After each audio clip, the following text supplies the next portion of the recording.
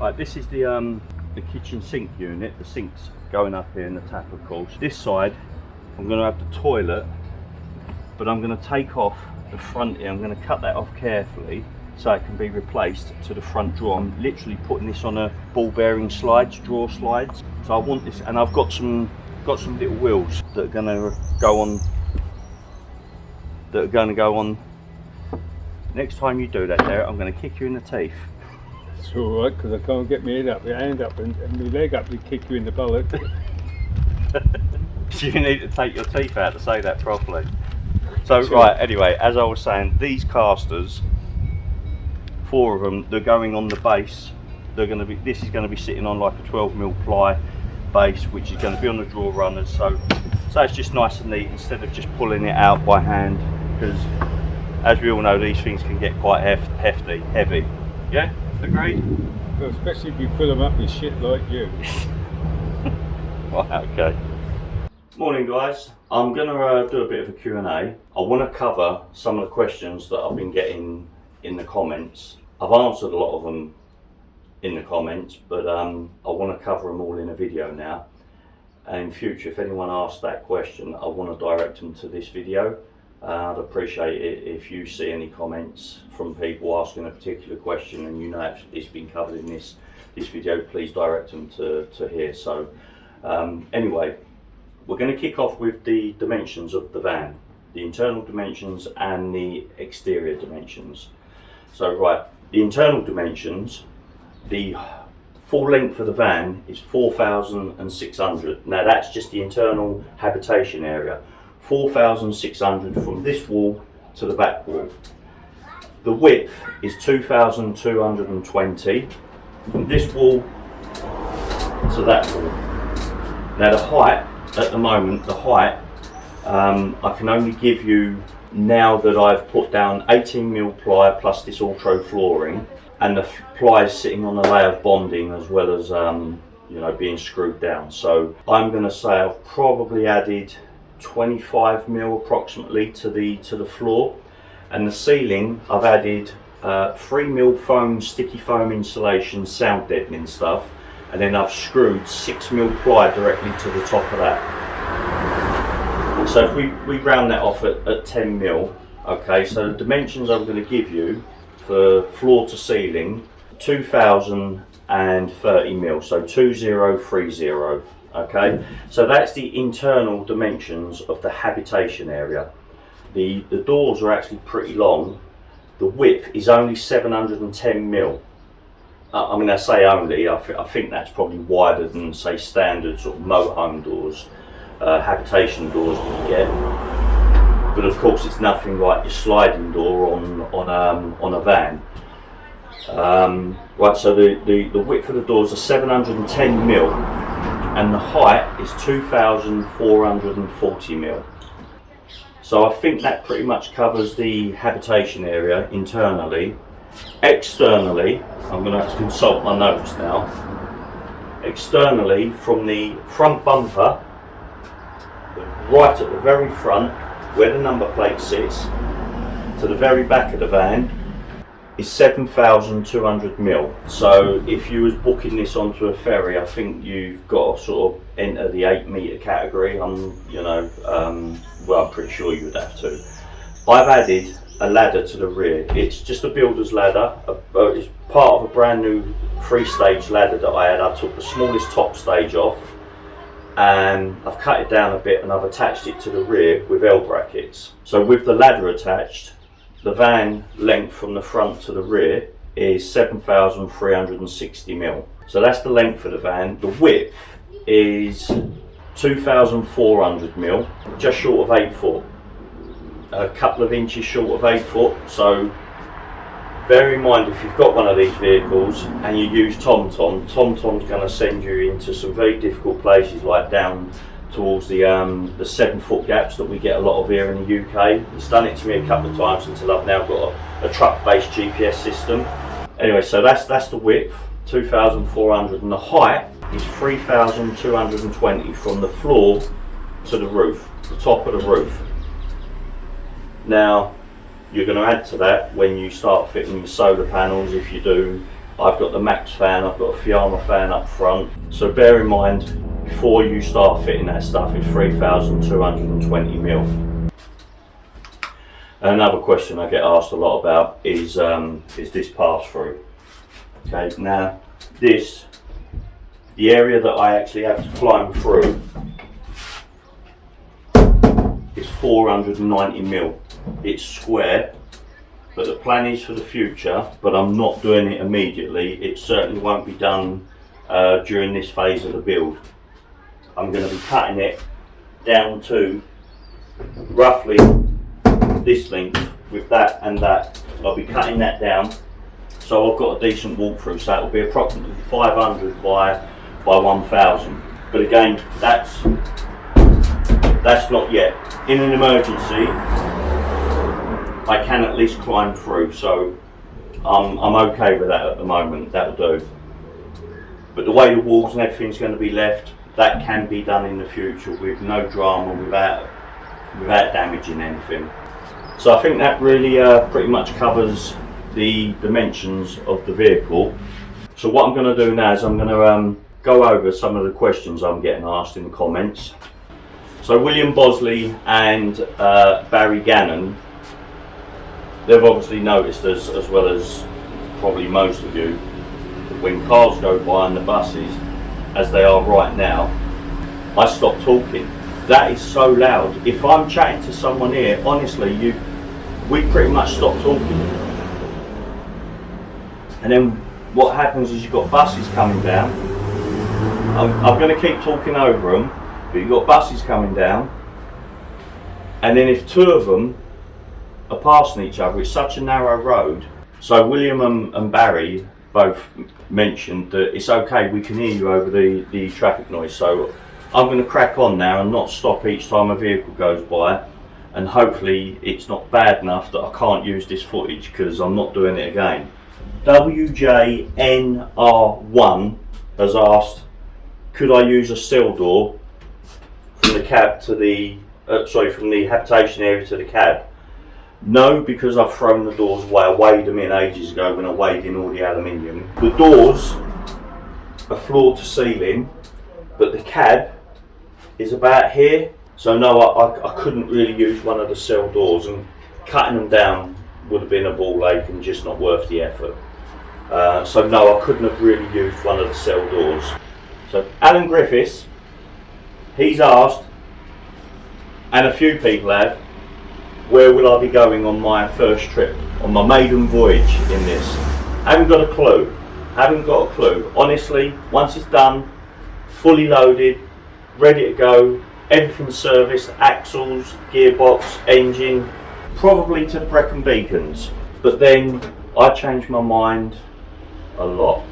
So I haven't got a clue. Right, next question. Glasses on, bus gone by, I'm still talking. Right, I'm sure some of them rev the arse out of those buses because they know I'm recording.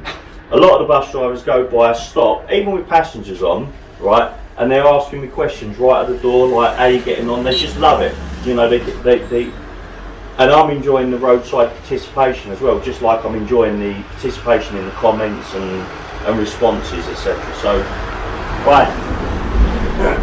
Next question. Mr. Marv 75 has asked about my work background and also about the tachograph. So right, my work background. For the last 20 years, I've done basically a point of sale. I do it generally for specific brands. I'm not allowed to name them. Basically, I go into certain stores and I make sure that the advertising, the point of sale stuff is set out how a specific brand wants them to set it out in the shop. Because when you leave the shops, the managers have their own idea of how they want things laid out. But to sell these products, you have to have it how they want it, how the company, how the brand wants it. So basically that's what I do. It's as simple as that. Right, and the tachograph, okay? That's been decommissioned when I purchased it, so I haven't got to worry about the tacho. However, in the van area, which I'm going to show you, so we're in the cab, excuse the mess, there's a first aid kit laying on the floor open because I'm constantly cutting my fingers and stuff and splinters. So what we've got is this, you've got your head unit up here, which I've taken out and I'm changing. The radio goes there, and down here we've got what I thought was a radio. I thought it was something to do with her communications. This thing here used to slide in and out, and obviously it was like a docking station. But I found out, I removed that, you just simply pull it out, unplug it at the back, and I threw it in the bin. Then carried on working on the van, stripping it out, and what was it? A couple of weeks later, I decided to take the van for a drive. So when you turn the ignition on, it does activate, and it appears to be in Polish. So I took it out because I could make use of that space. Driving the van, put my foot down, and it won't go over sort of about 2,500 revs. And I was limited to, I think it was about 40 miles an hour.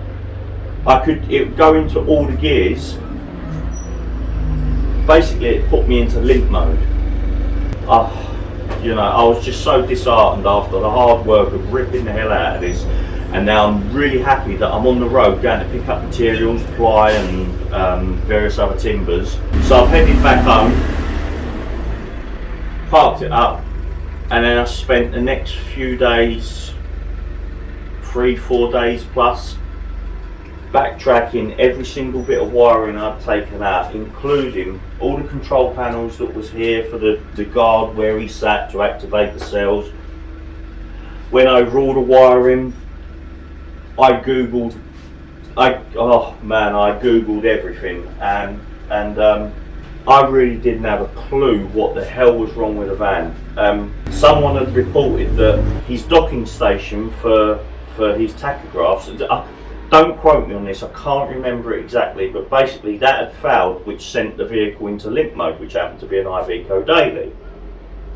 I thought, docking station, I put 2 and 2 together, so I've raided my bin, got the radio out, we'll call it a radio, I've plugged it back in, started up, took it for a drive, drove normally. So I've got that unit sitting there still. I am looking at a way that I can try and hide that unit behind, or I'm just going to simply make a plastic cover to stick over it because I don't want to see it. Or try and find a way I can get that radio taken out. I don't even know if I've answered the question about a tachograph, but quite simply, no, I don't need a tachograph for it has been decommissioned. Right, Jan Hanna or Jan Hammer, Hannah has asked, are you putting any extra insulation in?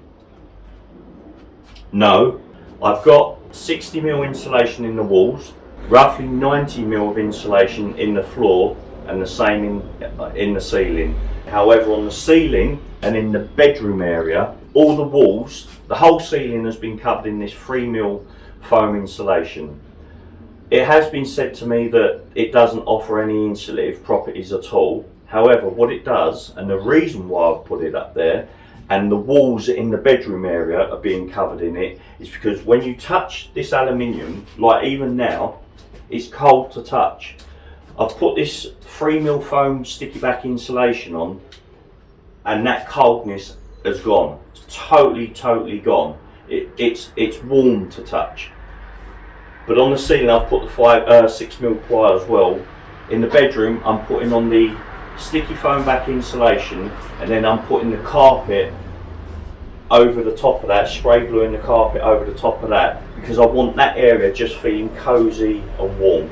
So no, I'm not really adding any extra insulation except for that stuff, bedroom area and on the ceiling, which I've done. Just quickly, a guy literally a couple of hours ago asked a question. He's got the exact same vehicle, and he was mentioning the rust on the chassis.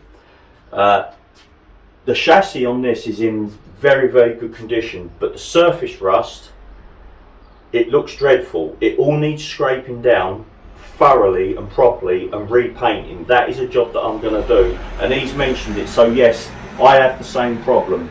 Right, anyway, any more questions, please feel free to ask them, and what I'm going to do is just start answering them in the videos. I will answer them in the comments as well, as best as possible.